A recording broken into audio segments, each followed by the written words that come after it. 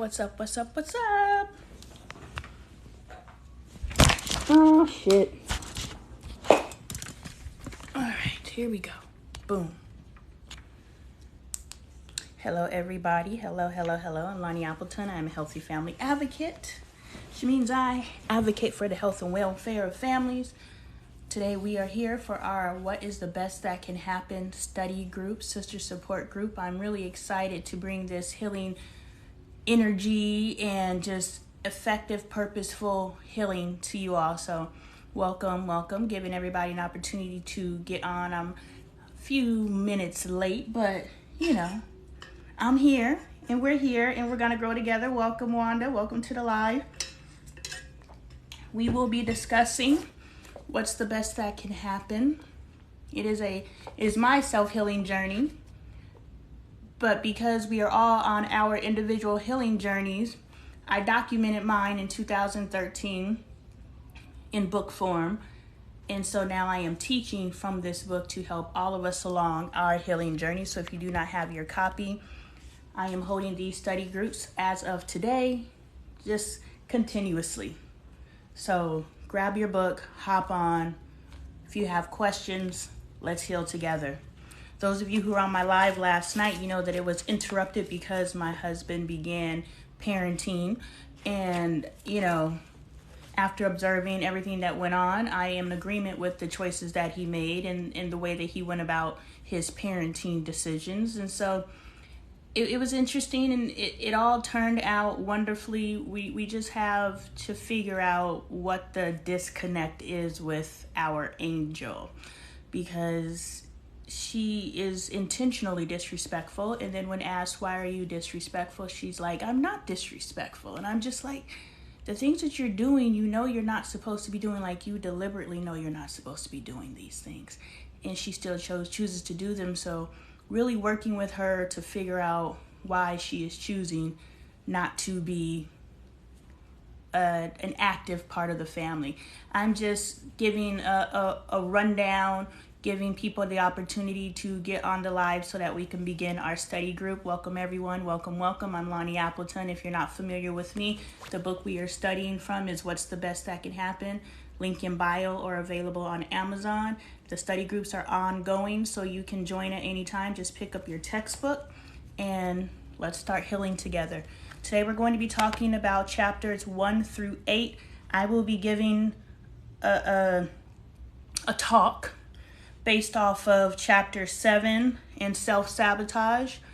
As I'm reading this book and I'm coming to the realization that my father stopped talking to me for a little over a year, maybe 2 years. I didn't document. I was okay with him not talking to me. It's not like we talk every day anyway. So he stopped talking to me over this book because of the things that I revealed in this book. And his volatile, I won't say violent, but his volatile response to me sharing my truth, I never reread the book. I just knew that I talked about him in the book. But now that I'm reading the book, I literally mention him for maybe 3 sentences. I say that I moved in with my dad and things were kind of, but that's it. So now that I'm reflecting and actually healing myself through this book as well, so I'm not just walking you guys through the healing in this book, but I'm healing myself present day based off of the work that I did in 2012 and 2013. I'm like, my dad really was upset with me for admitting that I have trauma from childhood. And it just made me think of all the people that I've met on this journey here on this app, where people are like, I can't even talk to my mom. I can't even talk to my dad. I can't even talk to my caregiver about the things that happened to me in childhood because they won't receive it. And so it just resonated me when I was reading this book, because the way that my father responded to me, thank you for the love, the way that my father responded to me made me just think that I must have said some pretty bad things in here. And I thought I did, but I really just said it was a strict environment. But the other things that were revealing was when I went through and I just talked about I was empty inside. I didn't know how to love me. I didn't know how to speak to myself. I didn't know anything. My parents did not raise me. I was passed around from home to home. Those of you who are familiar with my content, you know my story, so I'm not going to get into it. But I was just like, wow, my dad stopped talking to me, not because I revealed his truth, but I revealed my truth. And that was very impactful and powerful to me. Impactful and powerful in the respect that as a present parent, I need to make sure that I'm raising my children in a way that when they do tell their truth, and the truth that they tell includes me, that it is a truth that I am proud of. So we need to be purposeful in all of our relationships, purposeful in how we are raising ourselves, because we are still raising ourselves, especially if our parents did not raise us to the degree that we feel we should have been raised. It's not how they feel we should have been raised, it's how we feel we should have been raised. That's where the deficit and the trauma is, correct? If our parents did not raise us to the degree that we feel we should have been raised, as well as how we are raising our present children. So I wanted to start by our journal work. I did journal work for chapter 7. I just wanted to read that for you guys. My brother said I made his dirty sandwich wrong, but I didn't. Okay, well, he's going to eat it or he's not. Please shut my door. So we're going to read my journal entry for chapter 7. Again, just to give people the opportunity to get on the live and the notifications to let them know that book club has started. Journal work. I've been working on my thought life. I'm good with self-defeating thoughts, but working on progressive thoughts. And not just thoughts, but living in the energy. I notice when I'm down, there is an energy that comes upon me that excites me to pull me out of it. It's perspective, it's people feeding into me, it's small wins with my platforms, it's confirmations. I'm working to identify these moments and document them somehow so that I can use these moments as a daily energy work. Every day, like a mantra, set my energy up for success by reminding myself of the reason I woke up, the work I'm doing, the reason for it, and all. So if we're constantly focused on the reason, the process is more understandable. It is within that understanding we intentionally control our energy. For me, it is control. Purposefully living before maintaining kicks in. Maintaining is thoughtless. Control is intentional. We have to be controlling of the only thing in life we can, ourselves. My past. I thought I was over, but recently that inner child has been hitting me on the head. I'm working with her.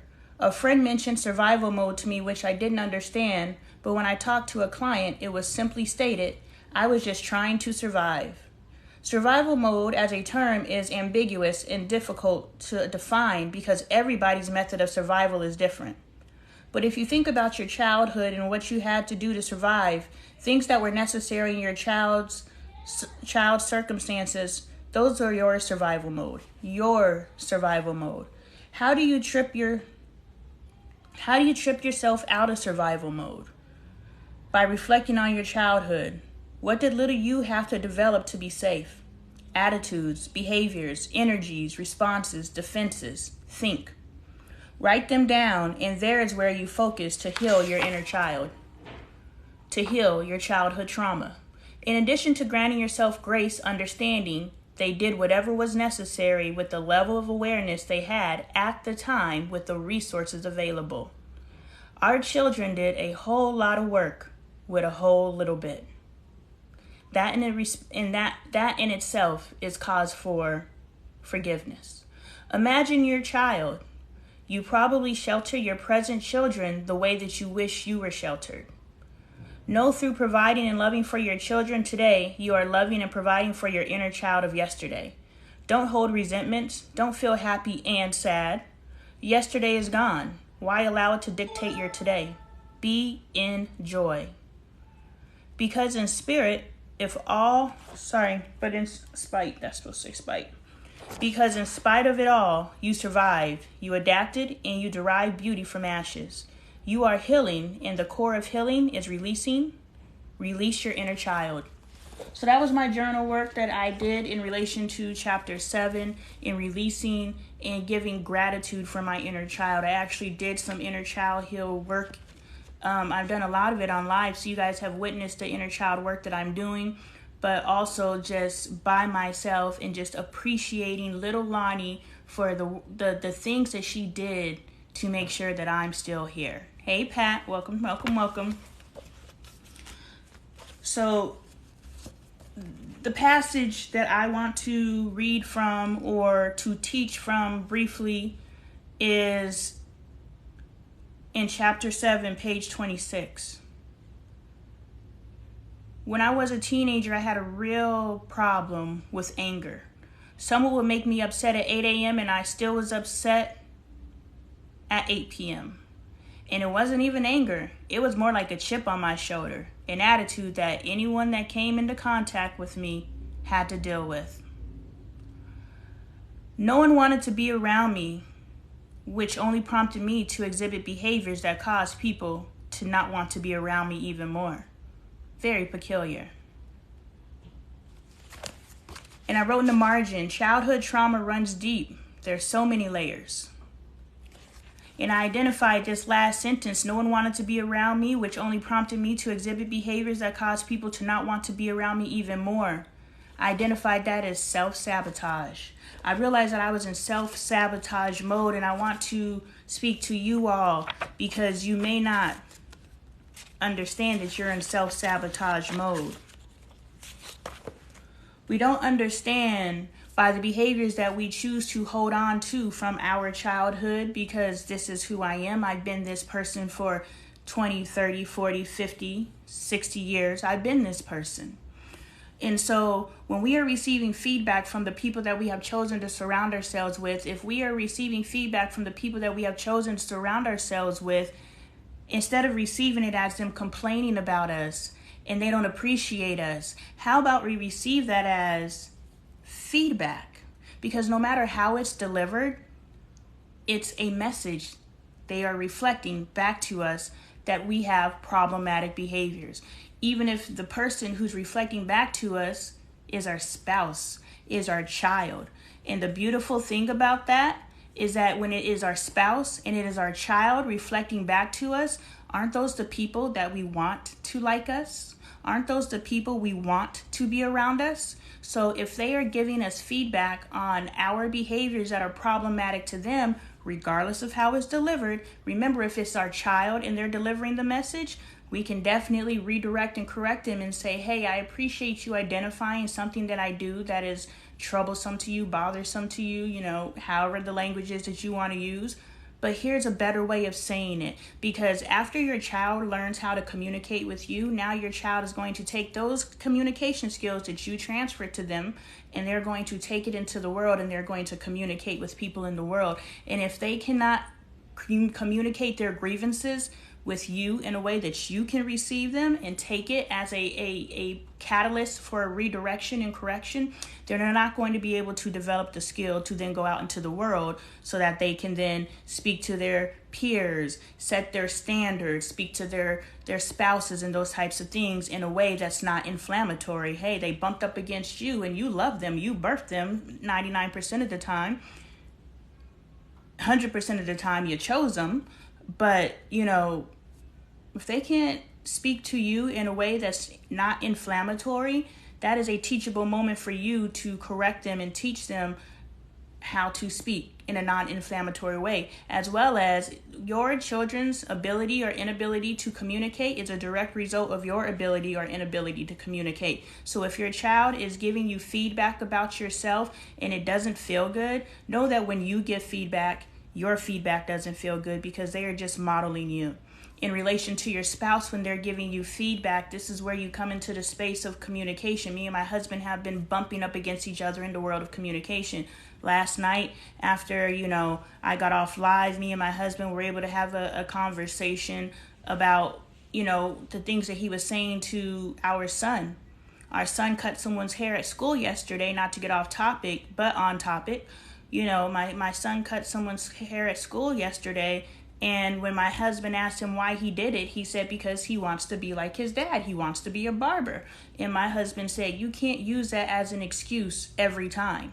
And I was like, well, babe, let's consider that your son really wants to be like you and really wants to be a barber. So he is going to continue to cut. When you found your passion for barbering, weren't you constantly cutting people's hair and constantly in people's heads? So Could it be that our child is not using that as an excuse to exhibit a bad behavior? Maybe he's just saying, this is why I'm doing it. And by telling your child that they cannot use something as an excuse, you are now telling your child to lie to me because your truth I am not accepting. So I was able to redirect and correct my husband in a way where he was receptive of it. So constantly working on communication based on the feedback that we're receiving from people. But self-sabotage mode is choosing to stay in the behavior that you're receiving that feedback from your peers, you're receiving from your spouse, you're receiving from your children, and still choosing to remain in that energy, choosing to remain in that behavior. Something that I was reading in this book, and I was just saying how even though I was not acting outwardly a certain way, that does not mean that my energy was not manifesting in a certain way. So my energy was out here all bad, all wrong, and I was not taking accountability for my energy. Hey, Big Rob, I was not taking accountability for my energy. And so I had to realize that in this self-sabotage that I am doing for myself, it's not enough to just check my behavior, but it's also for me to check my energy. And as I evolve and I change within my family, my husband is like, well, you still are doing and you still are doing. I was like, but have you checked my energy? Because my energy has changed. I am still going to communicate the exact same messages that I was communicating before, because something that I've learned within this growth space that I'm in, the messages that we are communicating are not wrong. There's nothing wrong with the messages we are communicating. It is the methods. The method is the self-sabotage. If we are receiving feedback and we are not seeing growth from the messages that we are communicating, it is not the message that is the problem necessarily. I don't know what messages you're communicating, but it may not be the message that you're communicating, but the method that you are choosing to communicate. We must check our energy. We must become aware of our energy. And we become aware of our energy because if I ask you, how do you feel? I'm up, I'm down, I'm in the middle. That is your energy vibration that is moving up, it is moving down, and it's at baseline. And so when we become aware of that, we can understand and just pay attention to how we feel. Because how we feel, and it's not how we feel, it's how we feel. And when we pay attention to how we feel, then we can understand how other people feel around us. And now we can manage that, because if we are making ourselves feel a certain way, trust and believe, regardless of what is coming out of our mouths, people are feeling what we're manifesting. So the first key in healing, in discontinuing self-sabotaging behaviors, is to identify the energy that we're putting out. A lot of us are really attached to how we communicate. And we have to understand, and that's why I read my journal entry for this week, or not this week, for chapter 7. I read my journal entry at the beginning of the live, and I talked about healing our inner child, because of a lot of the things that we say, a lot of the things that we do, a lot of the things that we eat, a lot of the way that we see the world. Almost every way that we function in the world today is based off of the us that we created in our childhood.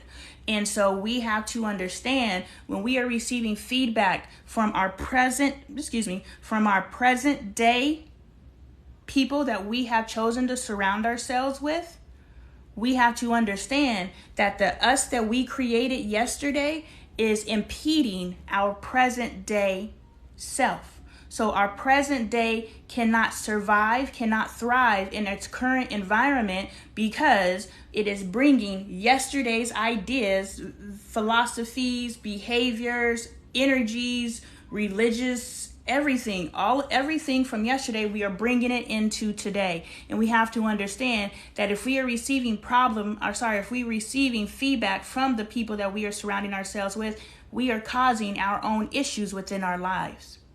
So we have to stop looking to be offended by the people we have chosen to surround ourselves with. If you are a person that feels that you cannot trust people, it is because you have chosen to surround yourself with untrustworthy people. That is a you thing. That's not a people thing, because there are trustworthy people out there. So you have to pay attention to the people that you have surrounded yourself with. And if those people are mirrors for you, which they should always be reflecting back to you growth opportunities. And if you are rejecting those growth opportunities, you are exhibiting self-sabotage behaviors. So if you are trying to move forward in your life, it is time that you assess the people that you have chosen to align yourself with in this lifetime. Because if you assess the people that you have chosen to align yourself with, not even in this lifetime, because that is a little bit too long. A lifetime is too long, Lord willing. The people that you have chosen to align yourself with today. And understand that the people that you chose to align yourself with yesterday are not the people that you must associate with today. Friendship is temporary. And I know that bumps up against a lot of things within you, because we have been taught. We make a friend in kindergarten, God dang it. We have a space of pride and honor to say that I've had this friend for 20 years, 30 years, 40 years. My friend that I met when I was 17 years old is coming to pick me up so we could go to this 90s R&B jam session today after my live. I've known her since I was 17. That's a pride point. But in those 17 years, I have tried multiple times not to be this individual's friend. Now I know how to be a friend to her because I am accepting of her, and she has evolved and changed. But the things that were bumping up against me in our childhood, she was extremely selfish. And I would give her that feedback, dude, you're selfish. And she would always reflect back to me, you got the nerve to call me selfish, you're selfish. So we were being each other's mirrors, and we were both being self-sabotaging, because since we were 17 years old, we have been telling each other that we're selfish. And neither one of us have made any changes because we were too busy reflecting back on each other or deflecting back on each other. Instead of reflecting and receiving, we are deflecting and disqualifying, and we're saying, yeah, I understand you're saying I'm selfish, but you're more selfish than me. And these are the self-sabotage behaviors that we're experiencing. But in the friend realm, I have tried multiple times in my life to end that friendship. You're not giving me what I need. I didn't know how to do it in my youth. I definitely know how to do it now. I definitely come into friendships now saying, hey, this is what it is, and I appreciate every second that we have, but understand that this can end at any time. And most people are like, cool. That means at the end of when this no longer feels good to me and I'm ready to exit stage left, you already know what it is, because I came into this relationship letting you know the moment that this friendship no longer feels good to me, I'm out. Because most of us develop friendships based on one commonality. We have this one interest. We're both healing. We're both growing. We both like 90 R&B. We both like whatever it is. Whatever setting we met in, it was because we met because we enjoy knitting. And now just because we enjoy knitting, we must enjoy everything together because we are now friends. Now I understand putting people in their boxes. When you try to make friends all-encompassing, you are asking someone who does not have the capacity to do what you are asking them to do. And when they fail to rise to your expectations, now you're disappointed. Now you're talking about them. Now you become fake love and a frenemy to them, when in reality, that was your knitting friend. Why are you trying to turn them into your shopping friend? Hey, friend, that was your knitting friend. Why are you trying to turn them into something that they're not? And so when I made my friend when I was 17, we became friends because I needed a ride home from school. And I knew her from our primary school because we were in summer school. So we were at a foreign school. My aunt told me that she wasn't going to give me any rides home from school because she was going to be at work. I needed to find a ride. That is how we became friends. That was our proximity. Hey, we go to the same high school. You got a car. Can you give me a ride home? And now we have a lifetime-based friendship off of me needing a ride home and her being a nice person to give me a ride. And so we have bumped up against each other and forced a friendship to where she is closer to my family than she is to me. Because we are forcing a relationship that was based off of my needing a ride and whatever she needed from me. So we have to understand friendship isn't forever. Friendship isn't all encompassing. Friendship should feel good. Friendship, the moment it starts feeling bad, it is when you start giving that redirection and that correction. And if your friend is able to receive that redirection and that correction, then maybe you're able to pivot.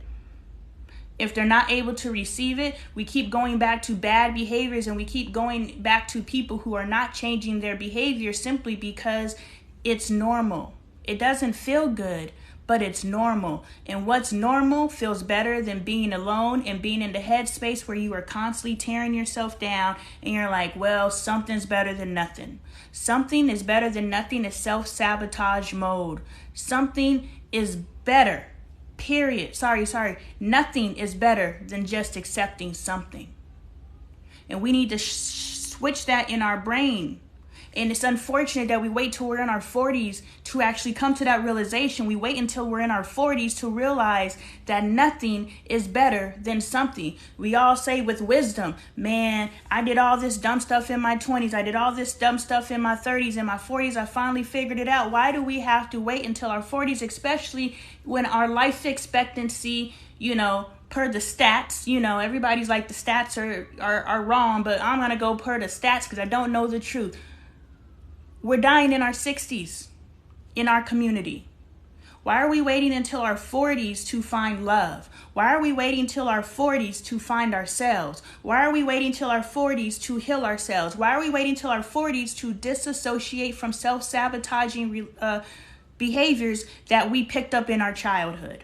We picked up all of these survival mechanisms, these tactics, how we speak, how we think, how we move. Some of us move in a certain way because of our childhood. Some of us shrink ourselves because of our childhood. Some of us don't speak up because of our childhood. Some of us are in people's faces because of our childhood. And all of those behaviors served us in our childhood. None of those behaviors serve us today. So we must discontinue self-sabotage mode, all in the name of this is me. If the behaviors that you are exhibiting, if the behaviors that you're exhibiting are receiving the feedback from the people that you have chosen to surround yourself with, i.e. your family, your friends, and your spouse, if the feedback that you are receiving is that the behaviors that you are exhibiting are unfavorable, stop bucking up against it. Buck up against the delivery. Yo, I hear what you're saying, because everybody in my family tells me, you never let me finish, let me talk. Let me talk! Oh my God, let me talk! And I keep hearing that. And every time I hear it, in the beginning I was like, no, I'm not going to let you talk because what you're saying is stupid. I'm thinking that. I'm not saying it. But I'm also self-checking myself where I'm just like, yo, I'm not letting them talk. How are you having a conversation if you're dominating the conversation and everyone is expressing their frustration? Thank you for the love. Everybody is expressing their frustration that you won't allow them to talk. You can't be so full of yourself and your opinion that you will not allow someone else to talk and someone else to speak and to be a part of this conversation. So I'm receiving the feedback. I am being told how I am self-sabotaging myself. It is my choice. It is my opportunity to use that feedback and to get defensive and continue in my behavior. You ain't got nothing to say anyway. I ain't gonna let you talk all day. Or I can take that feedback and be like, you know what? You're right. I do cut people off. Let me stop. So now when I'm having conversations, I sit there. And every time I have an opportunity or an impulse, boom, because it's an impulse. Self-sabotage is an impulse.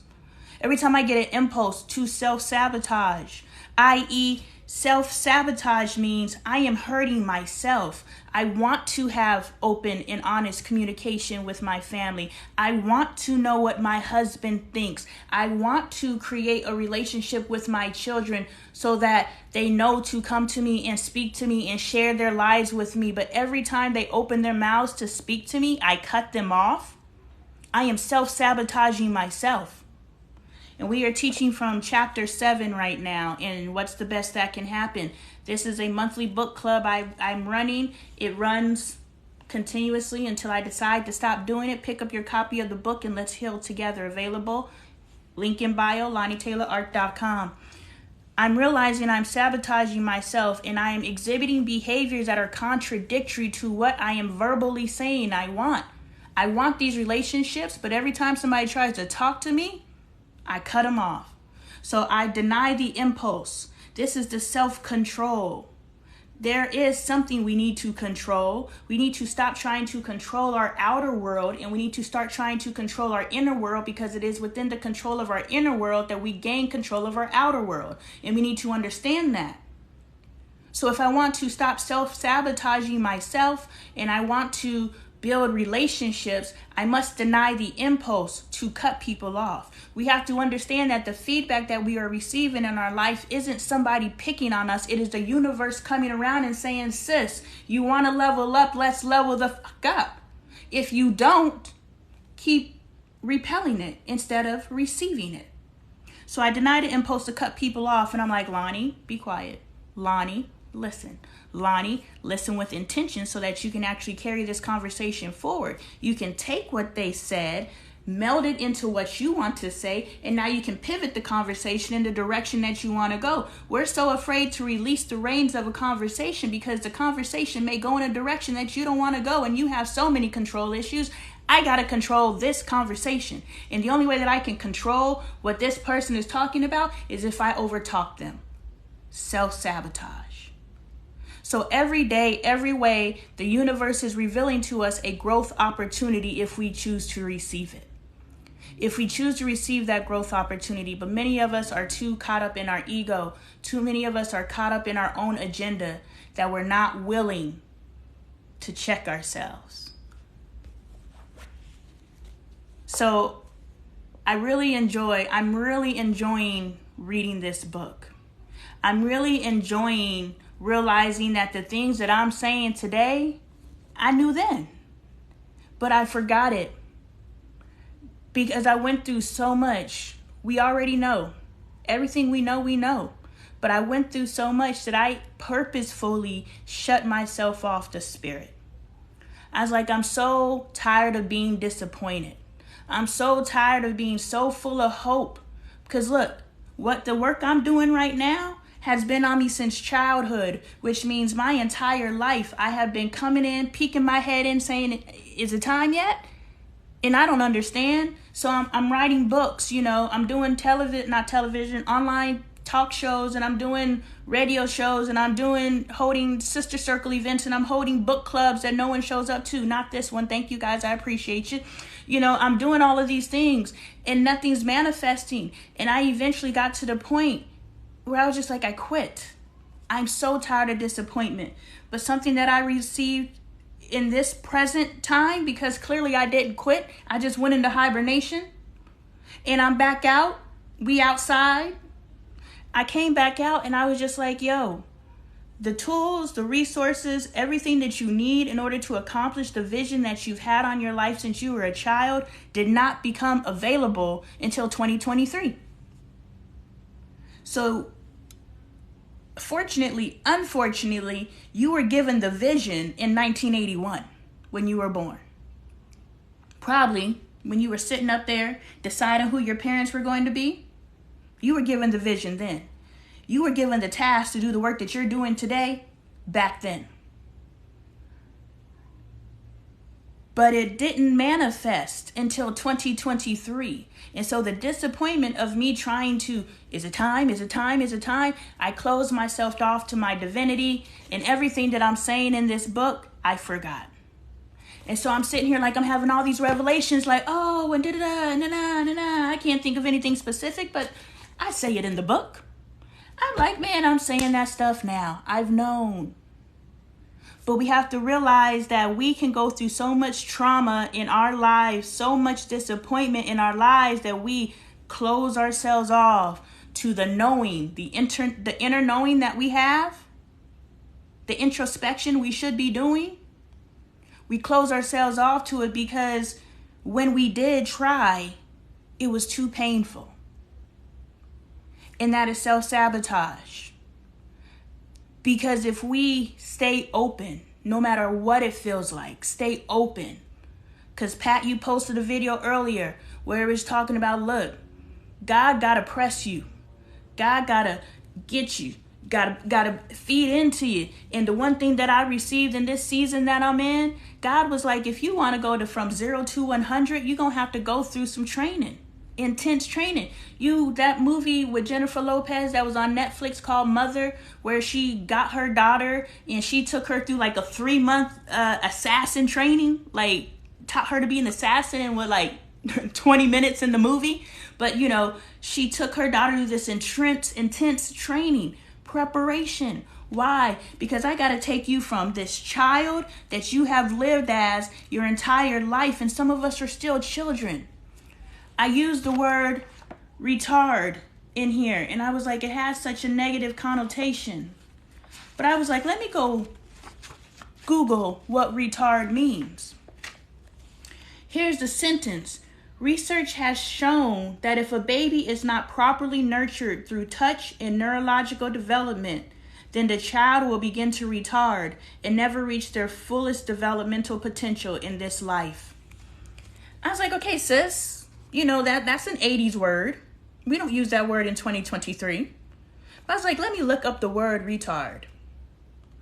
To retard is to delay or hold back in terms of progress, development, or accomplishment. So when universe is coming to you in your retarded state, which means you are held back from accomplishment, you are held back from progress, you are held back from development. When the universe comes to you in your regressed state, understand that is you caught in a time capsule of your life. And at any moment, you can release yourself from that time capsule. You can release those attitudes, those behaviors, all those limitations that you live in today were founded in yesterday. And you can release them at any time if you choose to stop self-sabotaging yourself. We have to understand that every moment in our lives is a choice. Every moment in our lives is an intentional choice to continue to move in the same energy, the same mentality that we lived in and moved in yesterday. Or we can choose different. And that is why I'm holding these book clubs, so that we can come together. Now I'm going to... Your live is flagged for hate speech. Oh man, somehow I have gotten flagged for hate speech by telling us we need to heal. Ain't that something? That gets my goat whenever I get flagged for hate speech, because I am speaking nothing but love. Nothing but love. But at least I got a warning this time and they didn't violate me completely and kick me off of live. The R word, oh, Lord. I literally read the definition. Well, they're going to kick me off of live, so I'm going to get off of live now and maybe come back and see. Well, I am going to come back and then we can talk, but I'm going to get off before they actually violate me.